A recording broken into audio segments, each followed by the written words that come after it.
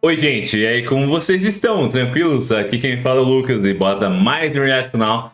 Nossa, bora pra mais um react no canal. E eu peço perdão porque eu tô gravando de noite hoje, então a iluminação pode ser que não esteja tão boa. É porque essas semanas, as últimas semanas, estão bem corridas no meu trabalho, então eu tô tendo que gravar esse vídeo de noite para que vocês não fiquem sem vídeo. Acho que vocês perceberam que tem alguns vídeos que tá saindo 9h30, alguns vídeos que tá saindo 1 hora da tarde. É porque tá tudo muito corrido, então eu vou gravar uns vídeos para deixar os vídeos bem gravados e saiam no horário certo, beleza?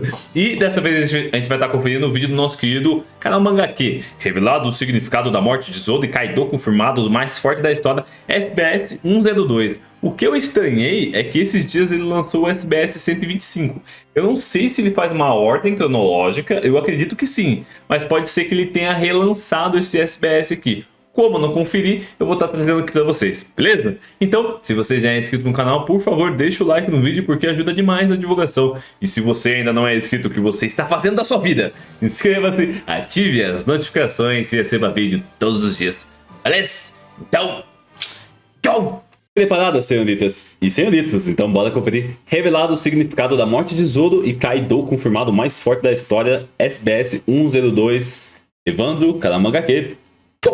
Fala galera, Evandro Fusari com mais um vídeo pra vocês. Como é que vocês estão? Espero que todos Lindo! vocês estejam maravilhosamente bem. Que dia é hoje? É quase o dia mais aleatório da semana. Por quê? Porque hoje é o SBS, não meu, mas do autor de One Piece. Sim.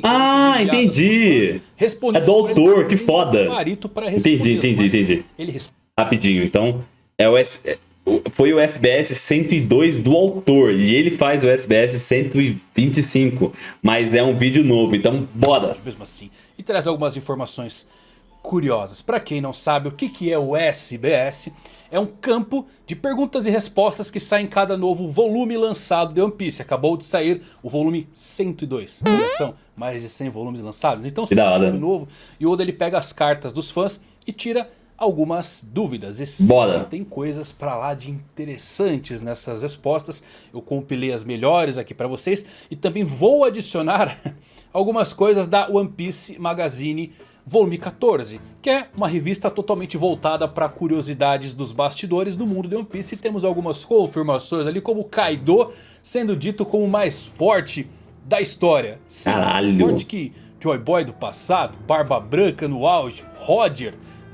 Colocaram ali, mas vamos chegar nessa parte já. Então se você é novo no canal, vamos lá. Cara, mais forte da história. Galáctico, dispara o like. Vamos lá agora falar do SBS volume 102. Bora. Então vamos lá, vou começar falando da One Piece Magazine volume 14. Ainda não consegui muitas imagens da revista, mas caso saia mais informações eu faço um novo vídeo. Essa revista, ela lida com os rivais do mundo do One Piece, obviamente do Luffy, mas não só isso. Outros tipos de rivais, como Barba Branca, o Roger, a Big Mom, são diversos personagens colocados e contando um pouquinho sobre a história de fundo deles. Um ponto bem legal que eu queria colocar pra vocês aqui é a contracapa que foi desenhada pelo Oda. Se você olhar, é um desenho utilizado, daqueles que somente o Luffy consegue fazer. Mas temos duas referências bem legais aqui. A primeira é a Nami, ele desenhada numa forma de sereia. E pra quem não sabe, esse desenho ele é baseado no Luffy, quando ele fez também a Nami sereia antes de entrarem na Ilha dos Homens Peixes, lá no East Blue. Quando ele imaginou como seriam as sereias do mundo de One Piece, ele fez esse desenho aí com o Sanji.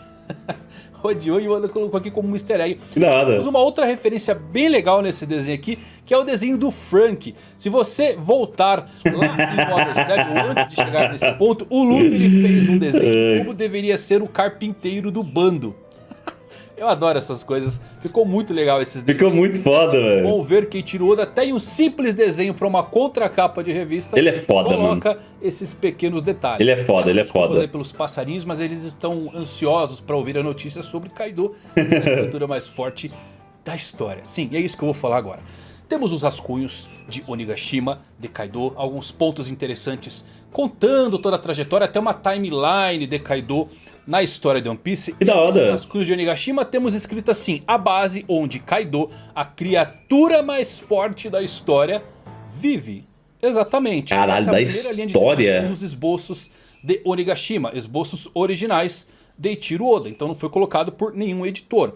Temos uma outra parte aqui que é o seguinte: Kaido procurando um mundo de caos, a indestrutível criatura mais forte? Já volto nessa parte, mas continuando. Um dos 4 imperadores e um pirata conhecido como a criatura mais forte. Ele é conhecido por seu corpo resistente que pode suportar até mesmo cair de ilhas do céu. Kaido assumiu a terra de Wano para aumentar seu poder, tudo em preparação para seu objetivo de criar um mundo de violência onde apenas a força e o caos reinariam. Olha que coisa interessante, 2 passagens que não temos citados dentro da série. Primeiro, criatura mais forte da história, isso tem implicações pra lá de interessantes, né? E como indestrutível. Galera, olha só, se você pegar aqui mais ou menos todos os danos que o Kaido levou, as lutas que ele fez, a gente tem as 9 bainhas atacando o Kaido lá dentro do castelo. Depois ele lutou contra os 5 supernovas mais fortes, contra Yamato sem nenhum tipo de dano. Luffy já estaria morto cerca de 5 vezes. Caralho. Ainda teve uma pausa ali pro lanche dele. O Hakai do Kaido 5 vezes, teria matado ele, mas os Zoro e o Lau conseguiram resgatar todo o grupo. Depois o Zoro resgatou o Luffy com seu Tatsumaki. O Luffy teria se afogado se o Lau não tivesse conseguido resgatar ele. E depois o cara da Cip Zero interferiu e acabou desencadeando todo o despertar. Então se você for pegar pra ver o tanto de dano que o Kaido... Mano, é muito dano. Uma ilha, flutuando com ela no céu como se fosse nada... Isso realmente comprova que ele pode ser o personagem mais forte da história dele. Isso é verdade, isso é verdade. O que é interessante? A história está no presente. Obviamente que pro futuro, novas figuras vão vir, sim. Gear 5, Joy Boy. Podem ver que o Luffy, ele... Quando estava lutando com o Kaido antes do despertar, ele fala que era o último golpe, era o resquício de energia que ele tem. E agora ele está conseguindo lutar por conta do seu despertar, do seu Gear 5, que basicamente está mantendo ele vivo. Então o Gear 5 vem, tambores começam a bombear seu coração, ele luta, se ele parar para descansar, o corpo murcha para o estado que ele estava antes, ali de pré-morte, ou sei lá, caso ele morra mesmo. Então... Kaido ser mais forte da história, segundo os esboços de Oda. Ele é mais forte que o Roger, Barba Branca no seu auge, o Zebek? Bom, aparentemente sim. Mas como a história ainda tem uma progressão, veremos figuras mais fortes. No caso, o Luffy vai acabar derrotando o Barba Negra, o próprio Insama. Então vai ter mais coisas para se desenrolar. Mas legal. O fato dele ser chamado de criatura mais forte do mundo acaba de ganhar um novo contexto quando é colocado como mais forte da história. Muito legal isso, né? Muito foda. Lembrar que são esboços, rascunhos, mas que não foi citado dentro da obra. Então, por enquanto, fica meramente interpretativo. Se você achar o Kaido mais forte, você tem base aí pra mostrar que o Oda já falou. Se você achar que ele não é, aí também dá uma discussão, porque você pode falar que não tem dentro da série isto sendo dito. Somente o contexto de criatura mais forte viva. Bom, querendo ou não, criatura também envolve todos os tipos de seres vivos, né? Aí temos a imagem oficial da fruta do Katakuri e do Kid, a Mochimochi. Que da hora! Jiki no Mi. A fruta do Kid eu achei belíssima, bonita até demais pra ser uma simples... Caralho, que muito louca do Kid, velho. Descrição, a fruta do Katakuri, que eu achei simples pra caramba, parece realmente uma vela, sei lá que diabo que é isso aí. A fruta do Katakuri é dito que é realmente uma paramécia especial com propriedades parecidas com as Logias. Isso implica que todas as paramécias especiais, caso existam mais, vão ser como a do Katakuri? Não, de forma alguma. Cada fruta tem a sua particularidade. Entendi. Mesmo assim, não tem nada de novo, apenas explicando um pouco o funcionamento dos poderes aqui. E a fruta do Kid eu achei bonita demais pra ser uma simples paramécia, como eu já disse aí. Fala a verdade, né? Passou horas desenhando essa fruta do Kid, chegou na do Katakuri e ficou com preguiça. E saiu esse desenho estranho aí. Aí vamos falar do SBS agora. Aí você tem a oportunidade única de fazer uma pergunta pro autor da sua série favorita. Então você vai perguntar sobre um grande mistério, uma explicação sobre poderes, vai tirar algum tipo de dúvida sobre o enredo da trama? Não. Você vai perguntar qual é o top 5 do mundo de One Piece. Sim, e foi isso que esse cavalo mandou. E o Oda respondeu ainda. Então, primeiro colocar de maior nariz do mundo de One Piece, Vasco Shot. Se você tá na dúvida do Sop, ele ficou em quarto colocado. Tem 13 centímetros de nariz. Segundo lugar, Arlong. Terceiro, Catarina Devon. Em quinto lugar, o Kaku. Aí tivemos uma pergunta aqui que acaba até respondendo uma dúvida bem antiga que rodeia fandom ainda. Eu respondo sempre esse tipo de pergunta, mas sempre acaba voltando, que é o que aconteceria se o Homem-Peixe comesse uma Akuma no Mi. Já tivemos a resposta. Não vai conseguir nadar, velho. O próprio Jack, ele é meio Homem-Peixe, então vocês viram lá. Ele tem uma fruta, ele só não consegue se mover, pode respirar embaixo da água, mas sempre surge essa... entendi. Ele não é o Homem-Peixe completo e as pessoas acabam... Ele entra dentro da água, ele não morre, mas ele não se move, né? Utiliza aquela bolha lá pra ficar tirando facas na Shirahoshi. Mas eis que o fã tem a brilhante ideia de perguntar qual seria a Akuma no Mi que ele daria pro Jinbe. E eu gostaria que o Oda tivesse dado uma fruta como ele fez ali pro Zoro, pra Nami, se lembram? Ele falou que daria pra Nami a fruta do Enel, pro Zoro ele colocaria a fruta do Kaido na espada. Pro Jinbe ele não nomeou uma fruta, mas o que ele disse? Ele é um homem peixe que vive tanto em terra quanto em mar, então ele daria uma fruta do pássaro, porque aí ele viveria, seria legal, né? Mar, terra e ar, ele daria um fruto Tori Tori para Jinbe sem nomear qual. Aí ele fala aqui complementando, mas ele não poderá mais nadar depois disso, então seria um pouco difícil. Beleza? Sim. Então, aquela velha questão respondida que homens peixes não podem nadar, mesmo tendo uma fruta, né? Aí. É bom sempre ter o autor reforçando também. Agora, isso daqui é legal, galera. Olha só, um fã perguntou o seguinte: o ataque do Zoro no capítulo 1010, Azura, saque de espadas, jogo dos mortos, é uma referência à peça de teatro Hakugo, 8 visões do inferno, jogo dos mortos? E o Oda responde aqui assim, ó: isso mesmo, o favorito de todos, uma referência de Hakugo. Hakugo é uma espécie de peça teatral, tá bom? Eu sei que ninguém vê isso, mas o título não é legal? É um dos melhores do mestre Beichou Katsura, uma história sobre uma viagem ao inferno, e é muito interessante. Obviamente que eu fui pesquisar um pouco sobre essa peça teatral, e olha isso aqui, galera. Se você ler sobre esse Hakugo especificamente, escrito pelo Beichou Katsura, você vai descobrir que as pessoas dessa história estão a caminho da vida após a morte e passam primeiro pelo rio Sanzu, que é praticamente um rio figurativo entre a terra e o inferno. E o que tem de legal nesse rio Sanzu? Você tem que passar por ele antes de se encontrar com o rei do inferno, no caso, Enma. E existem 3 caminhos que você pode seguir: o caminho do fogo, o caminho do sangue e o caminho da lâmina. E uma vez que você tenha passado por um desses caminhos, caberá a Enma, o rei do inferno, decidir qual dos 6 reinos você vai renascer. Então você pode renascer como alguém do inferno, um fantasma, um animal, um Azura, um humano e um deus. Caralho! Então, sim, em termos de One Piece, eu diria que o Zoro passaria obviamente pelo caminho da lâmina, enquanto estivesse nesse caminho do inferno. E ele então vai renascer como um deus, quem sabe o próprio deus da espada, ou como o próprio Enma, né? Ele já falou que era o rei do inferno ali, mas pode acabar acontecendo porque temos Ryuma, que era conhecido como o deus da espada. O Zoro também pode acabar herdando esse mesmo tipo de alcunha que foi no passado do maior espadachim de todos. Então Oda não escolheu esse golpe por nada, tem toda uma historinha aí por trás. Ele é foda, né, mano? Cruzando o rio Sanzu, indo em direção a Enma, onde a espada, né, no caso o rei do inferno, vai escolher como o Zoro vai renascer desse ponto. Então se prepare aí que o Zoro vai voltar, e eu acredito que vai ser uma cena no melhor estilo. Brabo. Não aconteceu nada como lá em Thriller Bark. O Oda ele gosta. Nossa, que cena maravilhosa. Cenas épicas. Eu assisti esse episódio hoje. O capa do volume 102... a galera ficou me enchendo o saco porque tem o Sanji com a perninha azul lá, fogo azul. Confirmado, vai lutar contra o Akainu porque boca de fogão supera a temperatura da lava. Os caras ficam com tabelinha de temperatura. Sanji chama azul, tá vendo? Não tem nada a ver, a galera tá falando que era o Saba, aí chega o Sanji. Boca de fogão, certo. É foda. O Oda fez?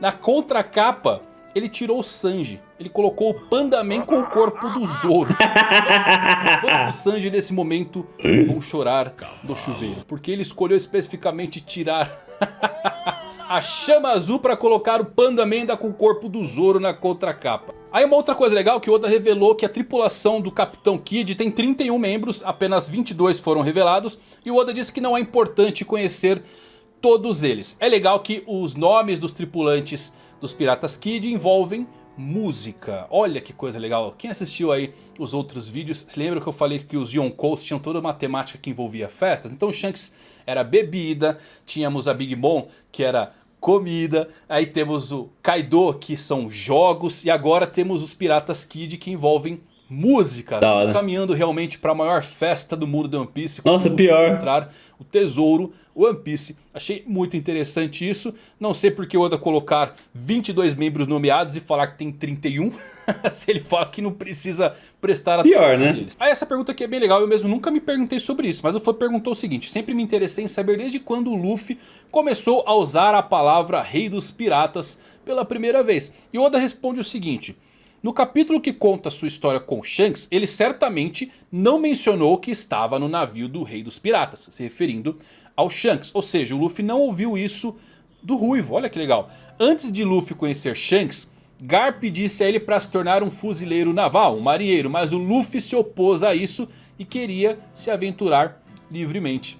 Que da hora. Nesse ponto que ele queria se tornar o rei dos piratas. Então ele sempre enxergou os piratas como livres, como essa coisa da liberdade e queria... Olha que legal isso. Então foi o Garp. Ele culpa o Shanks lá em Marineford, mas foi o Garp colocando a ideia na mente do Luffy. Ele começou a usar a palavra rei dos piratas quando o Garp tentou levar ele pra marinha. Legal, né? E pra fechar temos uma resposta muito legal aqui. Quem não se lembra da capa colorida do capítulo 1031, onde temos todos os números 2. Eu fiz até um vídeo ali, confirmado que o Zoro é o número 2 do bando, o vice-capitão, o primeiro imediato.